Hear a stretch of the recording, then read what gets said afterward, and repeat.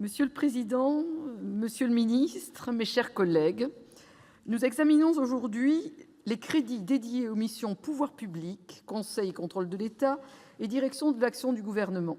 Ces missions, qui touchent au coeur du fonctionnement des institutions républicaines, sont stratégiques à plus d'un titre. J'évoquerai tout d'abord la mission « Pouvoirs publics ». Ses crédits n'augmentent que de 0,08 % entre 2017 et 2018. Le budget des deux assemblées est stabilisé, comme c'est le cas depuis 5 ans. 518 millions d'euros pour l'Assemblée nationale et 323 millions pour le Sénat, soit plus de 80 % des crédits de la mission. Nous saluons cet effort de modération de la dépense publique, qui ne se fait pas au prix d'une qualité de prestation dégradée. Je crois d'ailleurs que la qualité et le dévouement des fonctionnaires qui nous accompagnent ici au Sénat nous le démontrent au quotidien. Nous estimons néanmoins que, pour l'avenir, la fin du cumul des mandats et la baisse attendue du nombre de parlementaires ne devront pas mettre en péril les ressources qui nous sont nécessaires pour agir. Le Parlement ne pourra exercer l'ensemble de ses rôles constitutionnels avec rigueur et efficacité que si on lui conserve les moyens de ses attributions.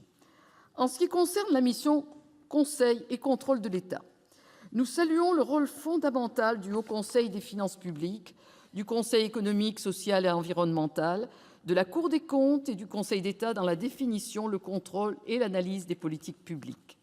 Les crédits affectés à ces 4 programmes s'établissent à 680 millions d'euros en autorisations d'engagement et 665 millions d'euros en crédits de paiement. Cela représente une hausse d'environ 1 % et de 2 % respectivement.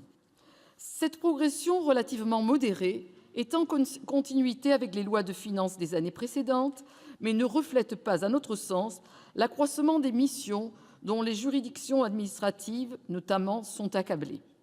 Le rapport public 2017 du Conseil d'État est à ce titre très instructif.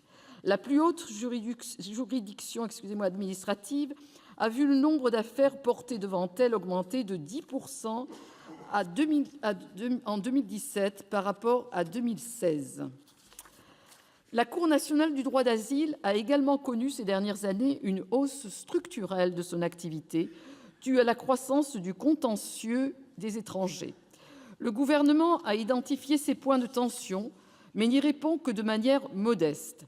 La crise des migrants et l'inscription de nombreuses dispositions de l'état d'urgence dans le droit commun nous semblent au contraire appeler un renforcement franc et massif de nos institutions juridictionnelles. J'en viens à la mission « Direction de l'action du Gouvernement ».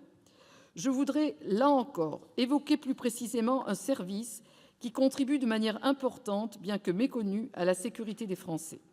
Je veux parler du Secrétariat général de la défense et de la sécurité nationale, le SGDSN, qui comprend, entre autres, l'Agence nationale de la sécurité des systèmes d'information, le Centre de transmission gouvernementale et le Groupement interministériel de contrôle.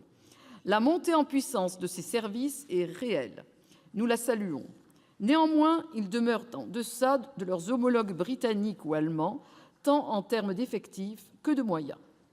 La problématique du recrutement, notamment, est cruciale, comme l'illustre la compétition que doit livrer l'ANSSI avec les géants du web pour attirer les talents dans le domaine de la cybersécurité.